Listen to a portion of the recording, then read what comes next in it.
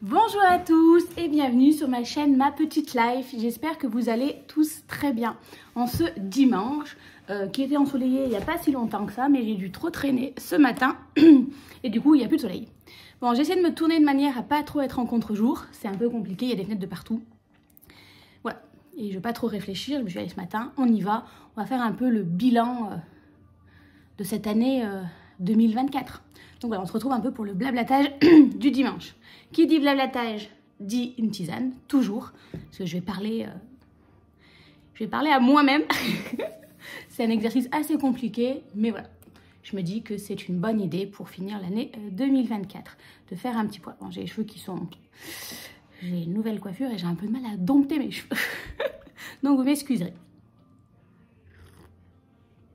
C'est un exercice qui me stresse toujours autant. Je me vois trop, j'ai l'impression de voir tous mes défauts. Et encore, je n'ai pas mis les lunettes de vue, donc je me vois pas trop. J'aurais peut-être dû mettre la caméra plus loin. Je me serais pas du tout vue, comme ça j'aurais froncé les yeux en disant qu'est-ce qu'elle dit, à qui je parle. Mais bon, voilà, ça y est, je suis en train de m'éloigner. Bref, j'espère que vous allez tous très bien et on va faire un petit blablatage, un peu un petit bilan de cette année 2024. En tout cas de cette mi-année, parce que je n'ai qu'un vague souvenir de ma fin d'année 2024. De mon début d'année, pardon. Pas ma fin d'année, je suis en train de le vivre. Oh là là! Excusez-moi, je suis pas encore bien réveillée. Pas que j'ai fait la vidéo sur le lit, mais voilà, j'ai pas encore pris le temps de déjeuner. J'ai tourné, puisqu'on est dimanche, il y a plein de choses à faire. Et voilà, excusez-moi, je viens de mettre l'étiquette de ma tisane dans ma tisane. On va y arriver, voilà, on sent le stress. Bon, voilà, alors un petit bilan un peu de cette année, au niveau de mes objectifs que j'avais. Attendez, je crois que j'ai la tablette.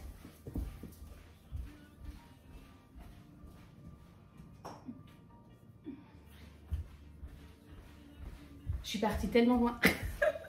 Voilà, pour un peu les objectifs que je m'étais fixés cette année. Ma soeur m'avait convaincue en fin d'année. Enfin, m'avait convaincue, non. Elle avait fait un paperboard, un truc où on se projette sur l'année. J'avais trouvé ça génial, donc je l'avais fait. C'est quand même mon fond d'écran, à mon vision board. Bon, on va essayer de regarder un peu ce que j'ai fait ou pas fait de cette année. Où est-ce que j'en suis, tout simplement. Alors, j'avais marqué déjà voyager et vivre des aventures.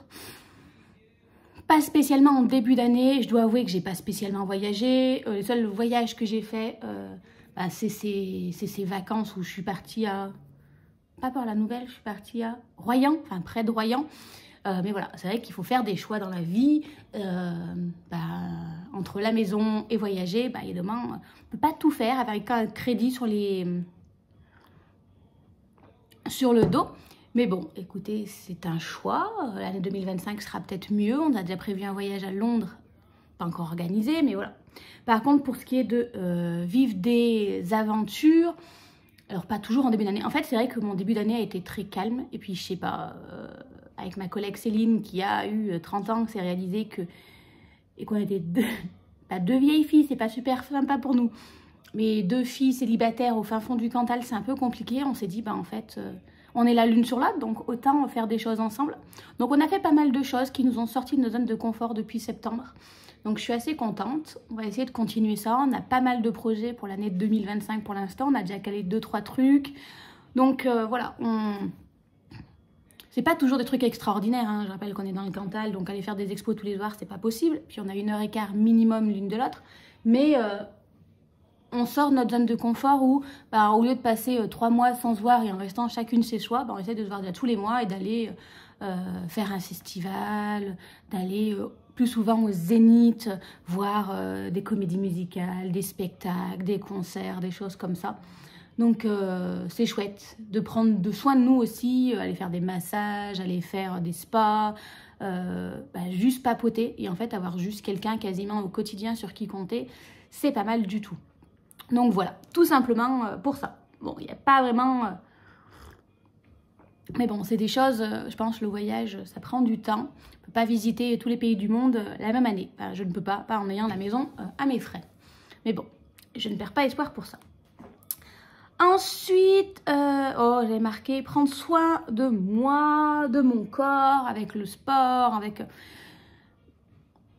Oui et non, ça a été difficile à mettre en place et puis comme vous le savez, j'ai pris une coach, j'ai fait l'accompagnement 360 de Naomi Garcio Et je suis accompagnée par Flore, Happy Diet. Et vraiment, comment dire, quand je l'ai pris, je crois que c'était en juillet, ça a commencé le 14 juillet, je me dis nickel, ce sera les vacances, je pourrais me concentrer à ça. La fille très optimiste qui oublie que l'été, comme elle est en vacances, elle a envie de voir tous ses amis, aller faire des restos, machin, des trucs comme ça. Voilà, mais je voulais y croire. Je pensais vraiment que ces 3 mois, ça allait être la révolution de ma vie et qu'au bout de 3 mois, je serais méconnaissable, j'aurais perdu peut-être pas 50 kilos, sinon après je serais plus visible, mais que j'aurais perdu ouais, une trentaine de kilos, encore mieux que ma sleeve, et que ça y est, ma vie serait meilleure. Donc j'ai commencé le 14 juillet, on est le 15 décembre, août, septembre, octobre, novembre, décembre, donc ça fait 5 mois d'accompagnement. Niveau poids, ça n'a pas bougé, mais niveau psychologique, je pense que tous les blocages qui m'empêchaient d'avancer, en tout cas, ont été pas mal débloqués. Vraiment, c'est un accompagnement qui m'a fait grandir. Ça prend du temps. Parfois, c'est compliqué. Hein, ça revient vite à la charge. En même temps, quand pendant 32 ans, on n'a pas su s'alimenter, on n'a pas eu les bons réflexes, où son corps était plus son ennemi, c'est compliqué. Hein, ça ne change pas en 5 mois. Mais c'est vrai que c'est vraiment... j'ai trouvé cette bienveillance où... Ok, t'avais envie de chocolat, t'avais envie de Kinder Bueno, bah, c'est pas grave, on repart. Puis ce côté, il y a tous les 15 jours, c'est vraiment chouette dans le sens où j'ai pas le temps de me démoraliser, de me dire, bah de toute façon là j'ai cuit, enfin 15 jours ça passe hyper vite. Alors c'est vrai qu'il n'y a pas de changement tous les 15 jours, 15 jours sur 15 jours, mais il y a le côté où en 15 jours, ben, en plus c'est le cycle de la femme, moi je le subis un peu, et le moment où bah, il y a le syndrome prémenstruel, en pleine figure, donc là c'est fini, je suis une grosse merde, il n'y a plus rien qui peut se passer dans ma vie, j'ai mangé un carré de chocolat en trop, c'est la fin du monde, voilà. Ben, en fait le fait de l'avoir à 15 jours, forcément ça se produit assez près, ben, en fait il y a le temps de, mais non c'est pas si grave, fais-toi confiance, il faut essayer, et travailler vraiment en fait sur le pourquoi j'ai fait toute cette démarche. Parce que, en fait, j'ai été matrixée. On m'a toujours dit toute ma vie que j'étais trop grosse, fallait que je fasse attention, voilà, fallait que je perde du poids, limite pour être heureuse. Et là, c'est poser des questions, mais en fait, pourquoi tu le fais?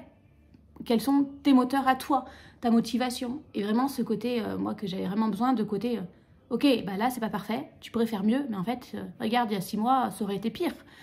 Oui, la dernière fois, j'ai fait un craquage, je vais vous dire, il y a 2 semaines. Même pas, oui, si, peut-être, un peu moins de 2 semaines, 10 jours. Un mardi, bref, craquage de Kinder Bueno juste avant le bilan, ou le lundi, je ne sais plus, j'en avais envie. J'en ai acheté en me disant, bah, au pire, je l'amènerai à ma collègue, elle l'a ramené, voilà. J'ai mangé 5 ou 6 paquets de Kinder Bueno. Il y a 6 mois de ça, j'aurais bien foutu pour foutu, j'aurais mangé le paquet entier, derrière j'aurais enchaîné, enfin j'aurais fait un gavage pendant limite 1 semaine en me disant, de toute façon, c'est foutu. Là, j'ai fait mon craquage, j'en ai mangé, au moment j'étais écœurée. Bah, le lendemain, je suis repartie, repris mon plan alimentaire. Voilà. Je dis pas que j'étais super fière de moi, il y avait quand même quelques culpabilisateurs.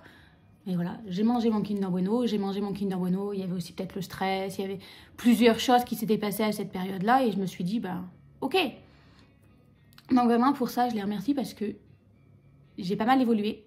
Et là, je pense que ça y est, j'ai trouvé mon pourquoi. Je dis pas que c'est tout le temps parfait, il y a toujours un petit carreau de chocolat un peu plus, un peu de fatigue, un peu de...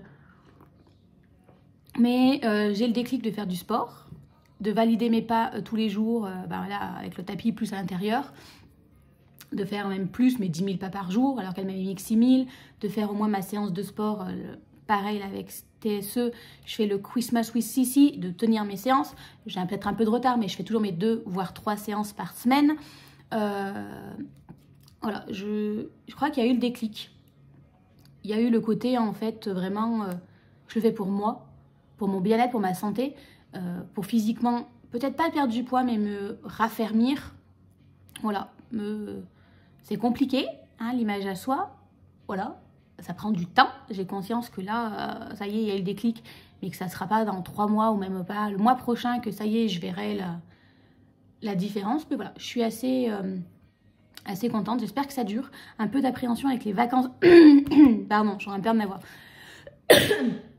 Avec les vacances de Noël, à me dire, ben là, en fait, il y a les vacances de Noël, donc je retourne chez la famille. Enfin, en fait, pendant 15 jours, je suis quasiment pas chez moi, entre ma famille, mes parents, ma famille sont à faire le Noël dans le sud avec ma cousine. Après, je pars chez une amie chez qui je suis la marraine de sa petite et que je passe beaucoup de temps aussi. Donc forcément, elle va pas pouvoir faire les habitudes. Peut-être. Alors le sport chez mes parents aussi, mais alimentaire c'est un peu plus compliqué.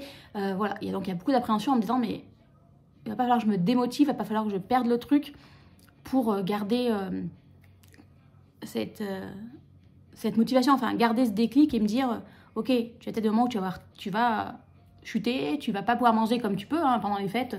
Très clairement, je vais pas m'amuser à les peser si mes féculents, mes protéines. J'ai essayé de faire mon repas de manière à ce que ça soit complet, mais il y aura forcément de la bûche, il y aura forcément le repas qui dure jusqu'à 16 h de l'après-midi, il y aura forcément de l'alcool, il y aura forcément beaucoup de chocolat, voilà. Mais je me dis, l'objectif, c'est d'essayer... Ah, tiens, il y a un monsieur qui court. J'ai envie de le mettre à la course, mais ça viendra après. Donc voilà. Mais de me dire, bah, le jour de fête, ok, mais le lendemain, essayer de reprendre les bonnes habitudes et ne pas se laisser parasiter par ça, essayer de bouger, de faire du sport aussi pendant les vacances. À voir, voilà, ça, on verra. Ce qui m'a aidé pour mon déclic, d'ailleurs c'est la coach, j'y serais jamais arrivée seule, mais ça a été un week-end entre filles, littéralement, un peu alcoolisé. On était en train de papoter d'un truc et me poser des questions. Et en fait, j'ai lâché un de mes traumatismes que je garde pour moi depuis quelques années, qui est ressorti en thérapie, pour ma plus grande joie, alors que j'avais réussi à le mettre sous le tapis et que j'avais même totalement occulté. Mais bon, je pense qu'on n'occulte jamais rien, mais voilà. Et j'ai lâché ce traumatisme. Alors, les pauvres, j'ai dû les traumatiser à fond. De leur balancer ça comme ça. Rien à voir, je pense qu'elles ne s'y attendaient pas. Mais en fait, ça m'a vraiment libérée d'un poids. Je pense que je me suis vraiment sentie en confiance et que je me suis dit, en fait, au bout d'un moment, elles ont besoin de savoir pour comprendre. Et moi, il faut que j'arrête de cacher ça comme si c'était un secret hyper honteux. Donc voilà. Et en fait, le dire à voix haute, j'ai eu l'impression en fait, tu lâches. De lâcher quelque chose que je gardais pour moi depuis des années, je pense que sans le dire, en fait, me bouffait parce que je m'empêchais peut-être de le dire, je ne sais pas. Mais enfin, vraiment, waouh! Bon, il y a eu un peu de culpabilité derrière en me disant, je crois que je les ai traumatisés, les pauvres. Voilà, elle ne s'attendait pas à ça, à gérer ça et à devoir entendre ça à ce moment-là. Enfin, ouais, j'ai toujours bien lâché les trucs au bon moment. Voilà, un moment très détendant, la meuf, elle te lance un truc assez traumatisant. Donc voilà, il y a eu un peu le culpabilité derrière, mais en fait, à un moment, je me suis dit, c'est ce que je suis, c'est comme ça que... Voilà, je pense que vraiment, il y a ce côté où, ouais, tu peux faire confiance aux autres et en toi, et voilà. Lâcher ce machin, ce traumatisme, le dire, il est toujours, je le connais toujours, mais en fait, me dire, voilà, j'ai plus besoin de faire des trucs, de faire attention à ce que je dis, il est dit. Ça viendra peut-être jamais sur le tapis, mais maintenant, voilà, ça m'a libérée d'un poids, et littéralement, ça a eu un déclic. Donc voilà, il a quand même fallu 6 ans de thérapie pour en arriver là. À voir si ça dure, hein, c'est pas non plus miraculeux. Je reste toujours une femme. Il y a toujours les périodes du mois, toujours un peu plus compliquées. Donc on verra bien, mais pour l'instant, ouais, je suis assez contente pour ça et j'essaye surtout de m'y tenir. J'ai plus vraiment d'objectif de perte de poids, mais juste voilà, de bien-être physique et de se sentir bien dans son corps et peut-être le raffermir un peu et plus se sentir toute flasque comme un flamby. Et voilà, à voir. Voilà, on va essayer de lâcher un peu de laisse sur ça. Mais voilà, de garder quand même le côté de la coach pour toujours savoir, en fait, s'alimenter. Je sens qu'il y a encore du travail sur ça, d'avoir un accompagnement pour qu'en fait, ce que je suis en train de mettre en place maintenant, ça dure dans le temps. Elle fait d'ailleurs, je viens comme elle. Donc voilà, tout simplement. Mon objectif 2025 pour ça serait essayer de me mettre à la course à pied. Je pense que j'y arriverai pas. Je suis pas sûre d'accrocher, mais en fait, je trouve ça passionnant. C'est vrai qu'on voit les gens courir, ça m'a toujours attirée. Mais c'est l'objectif, donc je m'y tiens pas. Enfin, pas l'objectif, mais ça a été un truc dont j'ai déjà plusieurs fois essayé de m'y mettre. J'ai toujours fini par lâcher. La fois où je m'étais vraiment mis, c'était quand j'étais étudiante. C'est qu'après, je partais sur mes études dans les grandes villes. Je me sentais pas de courir à 18 ou 19 heures dans des quartiers que je connaissais pas spécialement. Donc bon, voilà, là je me dis, on est quand même dans le Cantal. Il y a des coins sympathiques et sans forcément aller courir en forêt pour commencer. Je vais courir dans mon lotissement, ça c'est pépère. C'est pas mal pour commencer. Voilà, ça va être tout simplement ça. Donc voilà, voilà tout simplement. Bon, vivre, j'ai mis des choses, oser des choses, vivre une histoire sincère, sourire à la vie. Oui, non, il y a encore du travail. Je pense qu'il faut continuer d'abord de prendre soin de moi avant de vouloir vivre quelque chose de sincère. Voilà, il y a plusieurs choses dont on a parlé, mais mes amis, ma coach, ma psy aussi si je la revois, ou en fait tout simplement quoi j'ai envie, et je me rends compte que je ne le sais pas. C'est un peu déstabilisant à 32, bientôt 30, 33 ans de se rendre compte que j'ai été suffisamment bien matrixée et conditionnée pour ne pas écouter mes envies et de me rendre compte que je ne sais pas ce que je veux. Je ne sais pas non plus spécialement ce que je ne veux pas. Donc c'est un peu compliqué. Apprendre à se découvrir à 32 ans, ça fait un peu peur. C'est-à-dire qu'il faut sortir de sa zone de confort, il faut sortir de ce qu'on attend. Ça fait aussi chambouler un peu les gens autour de vous, parce que ils vous connaissent d'une certaine manière qui n'est pas forcément celle que vous auriez choisie. Donc il faut... désolée, je suis happée par les gens qui passent par chez moi. Il faut oser en fait sortir un peu du carcan ou de la case dans laquelle on vous a casé pour aller vers celle qui vous correspond le plus. Et c'est un peu flippant, c'est pas toujours évident, puisque vos proches, dans un grand souci de vous-même, vous disent mais c'est pas toi ce que tu es en train de faire, mais qu'est-ce que tu fais? Alors qu'en fait, si, c'est le vrai vous, mais eux ils comprennent pas parce que c'est pas le vous que vous connaissez. Bref, voilà, je suis en train de raconter ma vie. En même temps, c'est le balotage du dimanche. Donc voilà, je ne sais pas. Je suis en grande remise en question. J'ai même pris, alors on y croit, on n'y croit pas, une guidance, voilà, pour voir un peu, qui parle de tous les traumatismes, pour voir un petit peu si ça m'évoque. Qu'est-ce que... Ouais, je suis un peu perdue là, j'ai besoin d'être guidée. Ma psy étant en congé maternité, je me débrouille autrement. Non, normalement elle revient en janvier, j'ai hâte. Ouais, j'ai hâte un peu de reparler de tout ça avec elle, de faire le point. Il y a de la fierté dans le sens où je sens que j'avance, mais il y a un côté où, ouais, maintenant que j'ai avancé, j'ai l'impression que ça y est, je me suis en fait libérée un peu de tout, ce qui me retenait au passé. Mais le côté taureau peut-être de chez moi est un peu angoissé, il aime son confort, il aime les certitudes, il aime les routines, il aime quand c'est... Voilà. Et là, je ne sais plus, je me sens un peu, ouais, pas perdue, mais déstabilisée dans le sens où je pense que vraiment le changement, il est en train de se faire en moi, à l'intérieur, il est profond, mais du coup... un peu déstabilisée parce que du coup, c'est quelque chose que je ne connais pas. C'est l'inconnu, je ne suis pas du tout à l'aise avec l'inconnu. Et du coup, l'avenir est un peu, pas incertain, mais... Ouais, je ne peux pas dire de quoi ça ferait ma vie dans 6 mois parce que je sens que je suis en train de changer, j'ai envie de bouger les choses. Alors que ma vie était bien routinière, j'aurais pu vous dire avant ce que j'allais faire. Il n'y a pas de grand chose qui change, là, je ne sais pas.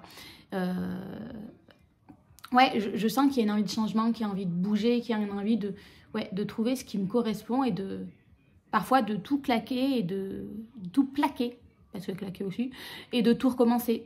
J'adore mon boulot, mais je sens que ça ne suffit plus et que, ouais, mon boulot, ma maison, parfois j'ai l'impression que ça m'emprisonne et que j'aimerais tout changer. Voilà. Alors quoi, je ne sais pas, mais ouais, comment dire, mon boulot c'est vraiment routinier, c'est vraiment la chose qui tient la route et là dans mon état d'esprit j'ai envie de changement, j'ai envie de challenge et je fais l'amalgame entre le challenge dans ma vie personnelle et dans ma vie professionnelle et c'est plus simple de me challenger dans ma vie professionnelle que dans ma vie personnelle. Ça me demande moins de sortir de ma zone, enfin si, ça me demande de sortir de ma zone de confort, mais enfin là c'est mes élèves, je les connais, c'est toujours le même projet. On va dire que je suis plus à l'aise pour changer professionnellement. J'ai déjà fait, changer d'études, changer de travail, travailler en même temps que mes études. Enfin voilà. Mais je pense que c'est juste, comment dire, je veux changer peut-être professionnellement, pas parce que je m'épanouis pas et que j'adore pas mon métier, non, j'adore. Mais parce que quand je sens que ma vie ne me convient pas, je veux changer le boulot. En fait, j'essaie de combler ce qui ne va pas avec ma vie professionnelle, qui m'épanouit, ou enfin, comment dire ça? Je sens que ma vie personnelle ne me convient plus, il y a besoin de changement, mais le changement peut-être à mettre en place me fait peur. Du coup, en fait, on va dire les vides dans ma vie personnelle, j'essaie de les remplir par ma vie professionnelle.